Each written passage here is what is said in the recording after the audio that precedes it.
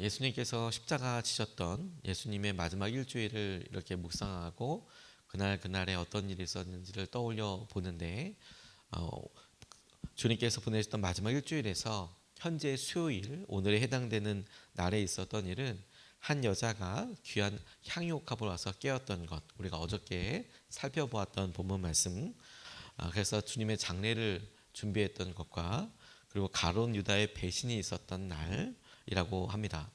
가룟 유다의 배신이라고 하면 주님을 팔아버린 날이 아니라 대제사장들과 접촉해서 주님을 팔 모의를 했던 날이라고 그렇게 학자들이 이야기합니다. 그러니까 사랑이 있었던 날 그리고 배신이 있던 날로서도 정리가 될 수 있겠습니다. 하나님께서 예수님을 통하여서 이루시고자 하셨던 일들이 이제 더 급박하게 이제 다가가고 있는데, 특별히 목요일 날이 그 전날이어서 많은 일들이 이렇게 있다 보니 조금 날짜보다 하루씩 땡겨서 이렇게 보게 됩니다. 왜냐하면 목요일에 중요한 사건이 두 개나 있었기 때문에 그렇게 이번 특세 때는 살펴보고 있는데요. 가만히 주님의 마지막 일주일을 살펴보면 우리들에게도 제자들에게도 뭔가 그들이 했던 것보다는 주님이 마지막으로 쏟아부어진 것이 더 많다고 싶어요. 그러니까 주님의 일주일일 때 마지막 일주일이라는 것을 주님은 자각하고 계셨지만, 그러면 제자들도 그걸 보고 어떻다 저떻다 이렇게 반응하는 게 없고, 그래서 제자들이 뭘 했다기보다 하는 주님께서 일방적으로 막 이렇게 이끌어 가시는 거죠. 오늘 6월절 식사도 마찬가지로 식사를 같이 하시는데, 주님께서 십자가에 못 박혀 죽으실 그 혼란과 어려움 가운데 왜 사람들 더 많지 않았을까? 아마 사람들은 6월절 식사하느라고 바빴을 거고, 가족들 6월절 식사는 가족들과 함께 하거든요. 가족들 식사하느라고 아마도 분주했을 것이고, 주님의 말씀에 순전하게 따르고자 하는 많은 사람들은 아마 그런 일들 때문에 바쁘고 분주하지 않았을까 하는 생각을 해봅니다. 주님께서도 제자들과 함께 마지막 식사를 이렇게 하시는데, 그 식사를 통해서 그날 밤에 있었던 일을 통해서 우리가 주님께서 가지셨던 마음 그리고 주님이 행동으로 마지막으로 유다를 만난 날이기도 해요. 그래서 사람과 만나고 일주일 동안 주님께서 당신의 장례 앞에 마지막으로 혹은 의미적으로 마지막으로 만난 사람들에게 어떻게 행동하시고 어떤 만남이었나 이렇게 살펴보고 있는데, 가룟 유다의 만남이 이게 마지막 만남이거든요. 주님이 돌아가실 때. 그리고 주님의 생전에나 가룟 유다의 생전에나 이게 마지막 만남인데, 주님께서 그에게 어떻게 하셨나 이것을 통해서 우리가 이렇게 보았을 때 주님이 우리 가운데 우리가 잘 평소 때는 자각하지 못하는 은혜와 주님의 마음을 볼 수 있겠다고 싶습니다. 첫 번째로 주목하고 우리가 함께 보아야 될 것이, 그래도 주님은 함께 해주셨다. 그래도 주님께서는 끝까지 유다에게 기회를 주셨다. 그래도 주님께서는 끝까지 사랑으로 대해 주셨다. 이것을 우리가 좀 붙잡고 기도하고 싶습니다. 오늘 1절 2절 말씀을 보면, 6월절 전에 예수께서는 자기가 이 세상을 떠나서 아버지께로 가야 할 때가 된 것을 아시고 세상에 있는 자기의 사람들을 사랑하시되 끝까지 사랑하셨다. 저녁을 먹을 때에 악마가 이미 시몬 가룟의 아들 유다의 마음속에 예수를 팔아넘길 생각을 불어넣었다. 이렇게 이야기하고 있습니다. 요한복음이 주님의 마음을 우리에게 이렇게 직접적인 언어들로 보여주고 있는데, 상황과 되었던 여러 일들을 우리가 짐작해서 알 수도 있지만 그 행동의 의미를 풀어서 그게 어떤 마음이었다라고도 알려주시는데, 이 요한복음에서 이 주님의 말씀이 더욱더 그렇다고 싶어요. 주님이 한 행동들을 주님의 마음을 비롯하여서 설명하고 있는데, 사랑하시는데 끝까지 사랑하셨다. 그리고 그 뒤에 나오는 행동들은 이 사랑에서 기인한 것이었다. 사랑을 원인으로 한 것이었다라는 것을 우리가 볼 수 있게 됩니다. 자연스럽게 제자들의 면면을 살피시고 그리고 사랑하셨다라는 것은 그 가운데 함께 있었던 유다에게도 동일한 마음으로 대하셨다. 그리고 그것이 의미하는 바는 유다에게도 계속해서 기회를 주셨다. 사랑으로 대하고 배신할 것을 알고 계시고, 아니 이미 오늘 배신할 거야 라는 것을 알고 계심에도 불구하고 그것을 모른 척 하시면서 계속해서 그에게 기회를 주시고 기회를 주시는 것 아닌가 싶어요. 첫 번째 사랑의 표현이 뭐냐면, 주님은 제자들의 발을 씻기셨습니다. 종들이 하는 일이라 그것이 섬기는 자로서 이스라엘 사람들이 가장 생활에서 체험할 수 있는 아마 어느 곳에 방문하더라도 이 집에서 가장 낮은 사람은 누구냐 발 누가 씻기는지 보면 알게 되거든요. 하인들이 씻기고 주인이 이렇게 상을 준비하거나 뭘 할 때 혹은 어떤 식사를 할 때 중요할 때 발 누가 씻기는지를 보면 그 가정의 노비와 같은 사람 누구인지 그냥 알거든요. 근데 주님께서 지금 발을 씻기신다는 건 아니겠습니까? 그때 유다도 함께 했다는 거예요. 그러니까 주님께서 베드로와의 대화를 통해서 이거 왜 해야 합니까? 그렇다면 다시 씻겨 주십시오. 그런 얘기할 때 아니야. 너는 발만 닦아도 돼. 그 말을 유다도 듣고 있었을 거라는 거예요. 그리고 주님께서 이렇게 허리에다가 수건을 꽂으신 다음에 그 발로 닦으실 때 유다의 발도 씻기셨다는 거예요. 유다의 발도. 그리고 여러분 제자들에게 떡도 나누셨습니다. 그리고 대부분의 학자들은 유다가 이 식사도 함께 했을 거라고 입을 모읍니다. 식사 떡을 떼실 때에 그 중간에 떡을 떼어서 유다에게 주시죠. 그래서 그 유다에게 주셨던 이 시점을 아마도 학자들은 예수님께서 성만찬을 진행하고 난 다음에 이것을 하게 되지 않았을까. 왜냐하면 처음에 드셔서 이 떡을 기념하라고 말씀하시고 또 이것을 기념하라고 음료를 기념하라고 이렇게 말씀하신 것이 아마도 그 전이 아닐까라고 많은 학자들이 입을 모으는데 그러면 유다도 그걸 먹지 않았겠습니까? 이거 기념해. 혹은 이거 마실 때마다 너희 죄를 용서받았다는 것을 너희들 생각해. 그렇게 생각해 보면 여러분 주님은 유다에게 왜 이렇게까지 하셨을까? 아마 끝까지 기회를 주셨던 것 같아요.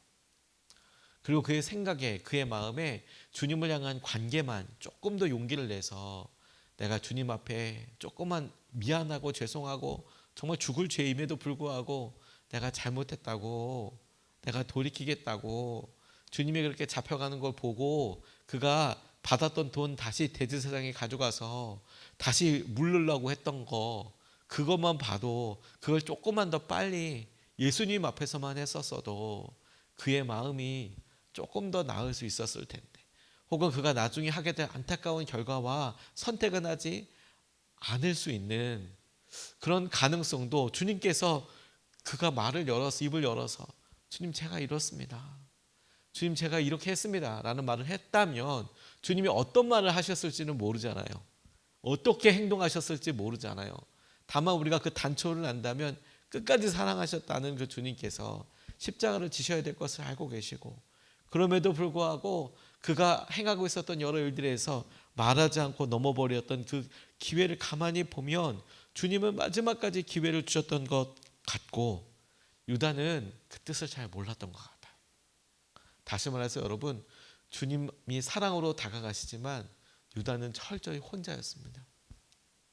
그 사랑과 그 의미를 받아들이지 못했어요. 물론 그가 너무 미안하게 이제 배신하려고 마음을 가지니까 그 마음이 어떻게 했어요? 이제 배신하려고 팔아버리려고 생각을 하니 그 마음속에 얼마나 독한 마음이 있을 것이며 그의 마음속에 얼마나 악다구니 같은 그런 마음도 한편에 있을 수 있죠.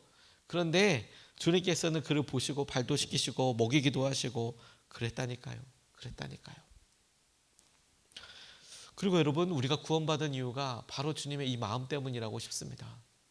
주님께서 우리에게 기회를 주시고 끝까지 기다려주시고 그래서 주님께서 십자가를 지셔야 하는 사건 앞에 있어서 그 중요한 의미가 있는 그날을 앞에 있어서 유다는 끝까지 기다리지 못했지만 마지막까지 성찬과 세족식을 통해서 기회를 주셨던 것처럼 우리에게도 주님께서 은혜와 주님의 마음으로 인하여서 기회를 주시고 또 기회를 주시고 또 기회를 주셔서 우리를 살리시고 이끌어 가시는 주님의 은혜를 누리게 될 거라는 거예요.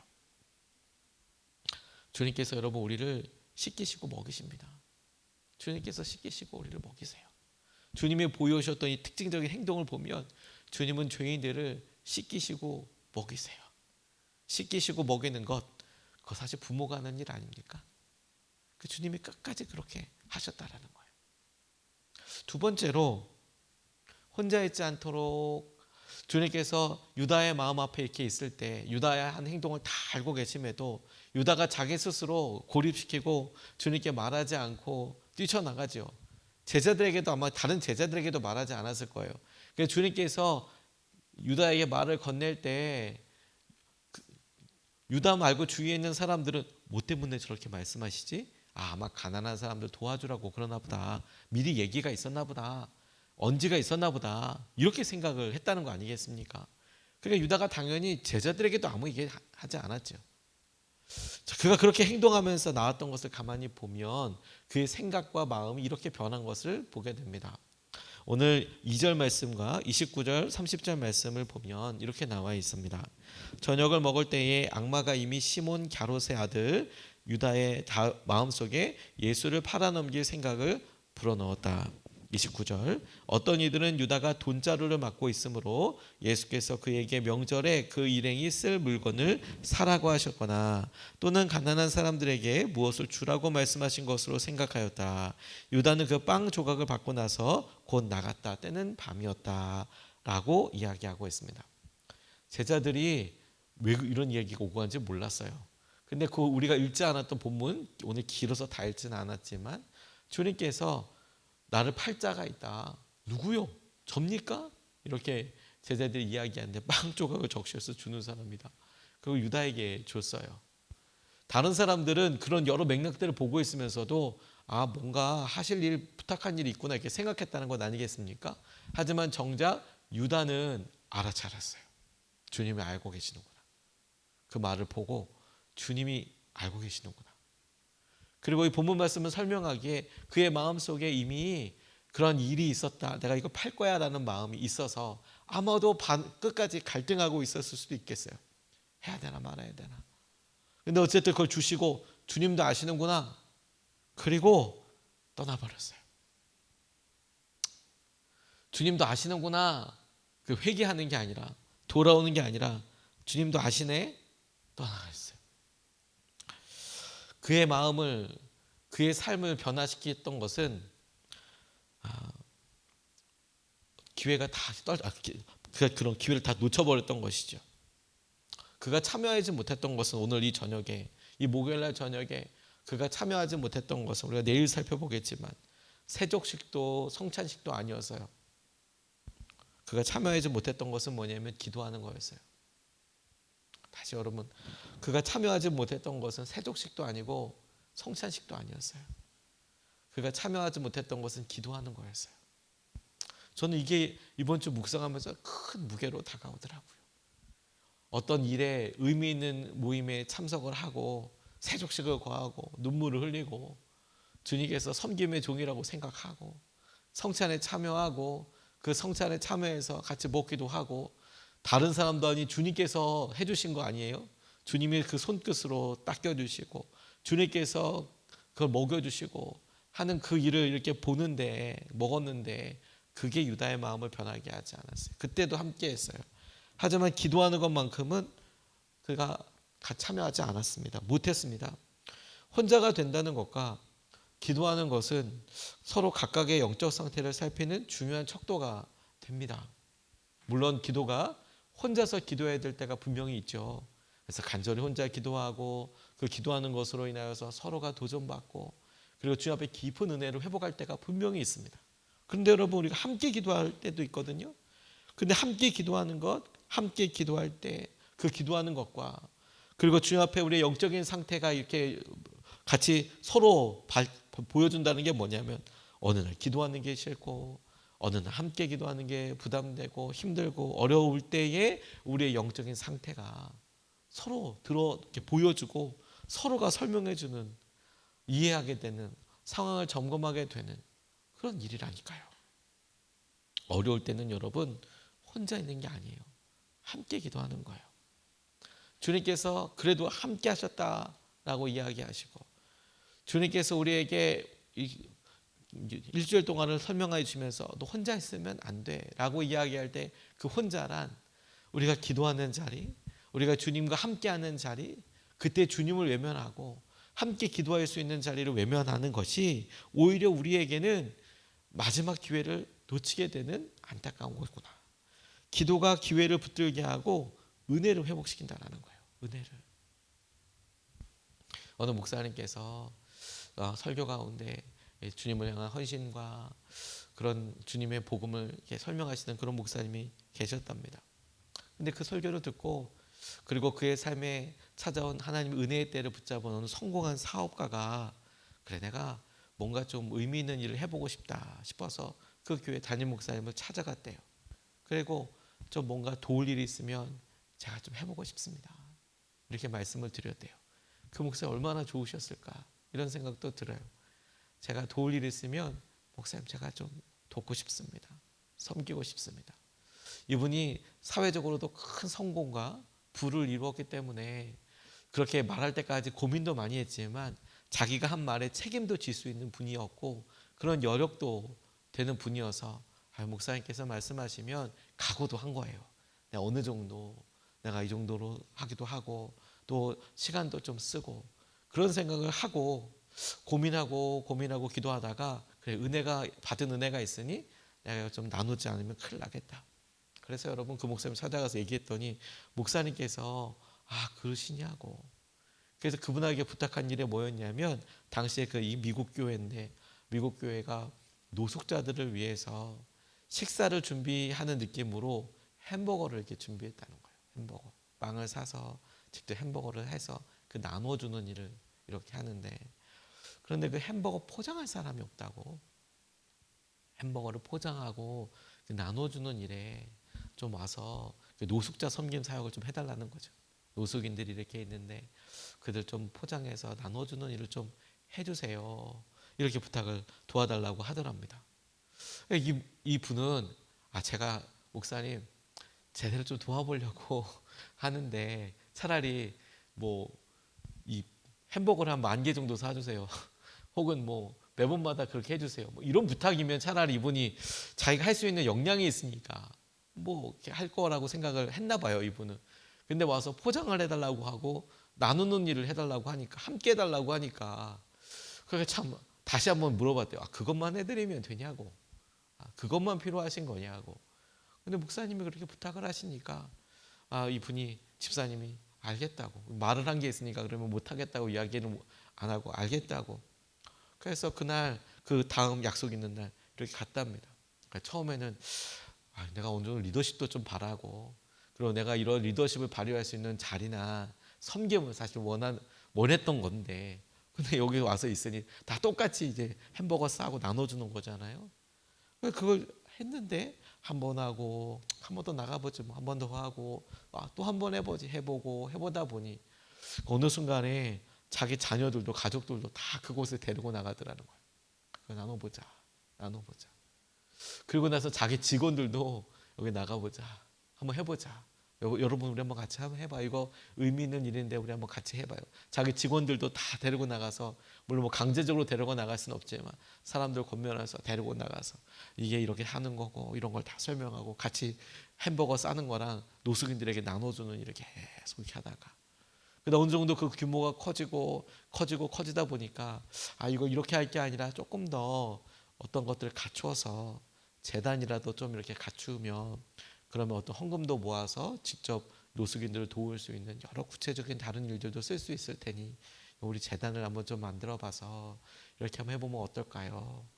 그 일에 아주 흔쾌하게 준비하다가 보다가 아주 주도적인 역할을 하고 또 많은 헌금도 하고 본인의 사랑도 은혜도 받은 은혜도 표현할 수 있게 되었다. 제가 그 간증을 이렇게 보고 마음속에 이런 생각을 했습니다. 여러분 우리는 우리의 믿음과 우리 생활을 이렇게 표현할 때 혹은 우리가 그것을 어떤 촉도로 볼 때 마치 성찬식 마치 세족식처럼 우리가 이런 정도를 할 수 있고 교회에서 혹은 이런 걸 우리가 받을 수 있고 이렇고 저렇고 뭐 그런 의미가 없다고 할 수는 없습니다. 왜냐하면 세족식 너무도 중요한 의미 있는 자리지 않습니까? 성찬 정말 중요한 자리죠. 근데 그럼에도 불구하고 유다의 경우를 보니까 여러분 배신할 생각을 하고 있는 유다의 생각을 보니까 씻겨놔도 먹여놔도 말짱. 근데 여러분 베드로도 그의 마음속에 보면 안타까운 모습이 보이잖아요. 안타까운 모습. 그가 직접 주님을 팔진 않았지만 주님이 이렇게 돌아가실 수 있는 재판이 진행될 때 3번이나 배신했다는 거 아니겠습니까? 그런데도 그가 나가서 회개했던 것도 있지만 베드로가 유다랑 차이점을 가만 보면 뭐가 차이가 있느냐, 목요일 저녁에 있었던 거로 그는 졸더라도 기도의 자리에 가서 엎어져 있었어요. 졸더라도 겟세마네 동산에서 그렇게 엎어져 있었어요. 그게 차이더라고요. 그게 차이들. 그게 중요하더라고요. 오늘 여러분 우리가 이 새벽을 깨우며 우리가 특세를 통해서 1년 내내 우리 교회 특세하고 그렇게 가기도 하지만 그럼에도 불구하고 여러분 이 한 주를 특별한 의미를 여겨서 우리가 고백해서 이렇게 예배를 드릴 때 또 오늘 방송으로도 오늘 영상 파일로도 우리가 보고 예배를 드릴 때 여러분 기억하십시오. 주님께서 우리에게 얘기하고 말씀하실 때 주님은 마지막일 때 혼자 있고 싶지 않으셨나 봐요. 끝까지 사랑하시고 함께 하셨어요.